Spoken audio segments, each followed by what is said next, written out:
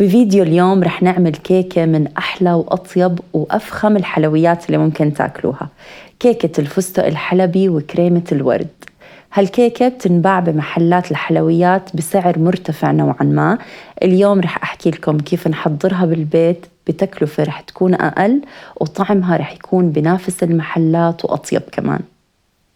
حتى تعرفوا كيف حضرت هالكيكة تابعوا معي الفيديو للآخر، وإذا عجبكم اضغطوا لايك واتركوا لي رأيكم بالتعليقات. خلونا نبدأ طريقة التحضير. لنحضر كيكة الفستق الحلبي بلزمنا بيضتين بدرجة حرارة الغرفة، بدنا كمان قالب وربع من الزبدة برضو بدرجة حرارة الغرفة، ورح نحط 3/4 كوب من السكر، وبدنا نص كوب من اللبن، وعندي صحن فيه كربونات الصوديوم والبيكنج باودر ورشة من الملح ونص معلقة صغيرة من الهيل، وعندنا 3/4 كوب من الطحين و3/4 كوب من الفستق الحلبي المطحون.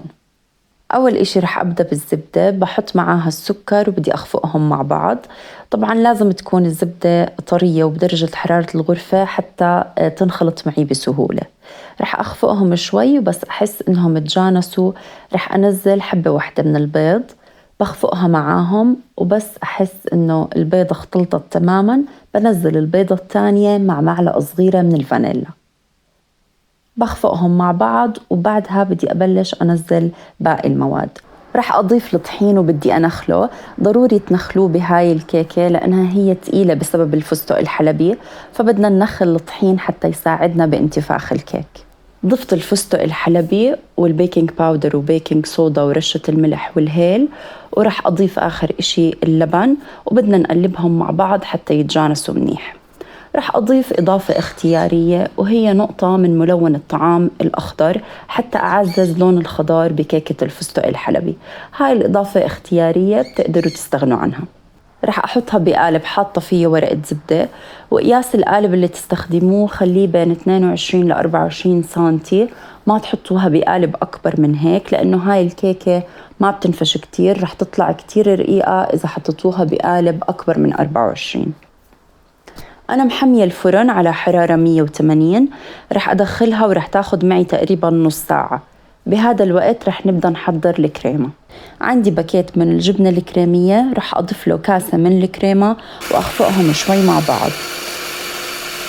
رح أضيف معلقة كبيرة من مية الورد ومعلقتين كبار من السكر، بخفقهم لحد ما تتكاثف معي الكريمة وتصير عندي بهذا الشكل. رح نضيف للكريمة نقطة صبغة زهر حتى تعطيني لون الورد. أنا كان عندي خالص اللون الزهر فحطيت نقطة كتير صغيرة من ملون الطعام الأحمر، مع لون الكريمة الأبيض أعطتني لون زهر كتير حلو. هلأ رح أحط الكريمة بالثلاجة، ولما تطلع الكيكة وتبرد معي رح أقسمها من النص وأرجع لكم حتى نحشيها من الوسط. لو مو حابين إنكم تحشوا الكيكة من الوسط تقدروا تتركوا القالب مثل ما هو وتعملوا نفس الخطوات على وجه الكيكة من فوق. عندي معلقتين كبار من مربى التوت، رح أدهن فيهم الكيكة، وبعدها رح أخذ جزء من كريمة الورد اللي حضرناها وأوزعها عليهم. بحط فوقيهم طبقة الكيكة الثانية، وكريمة الورد اللي زادت معي حطيتها بكيس الحلويات حتى أزين فيها الوجه على شكل وردات. رح أرش عليهم شوية ورد مجفف وفستق حلبي. مثل ما أنتم شايفين الكيكة بعد الخبز بيكون لونها من برا أغمق من اللون اللي جوا، فأنا حبيت أبين لون الفستق الحلبي الحلو اللي عندي بالكيكة، فرح أقص الأطراف الخارجية. هيك كيكتنا صارت جاهزة. شوفوا قد طالع شكلها أنيق وحلو وبيفتح النفس. إذا عندك جمعة أو جايك ضيوف اعمليها بدون ما تترددي، بتبيض الوجه وطعمها طيب بطريقة مو عادية. طعم الفستق الحلبي واضح فيها، وريحة الهيل ومية الورد معطي إضافة مميزة للكيكة.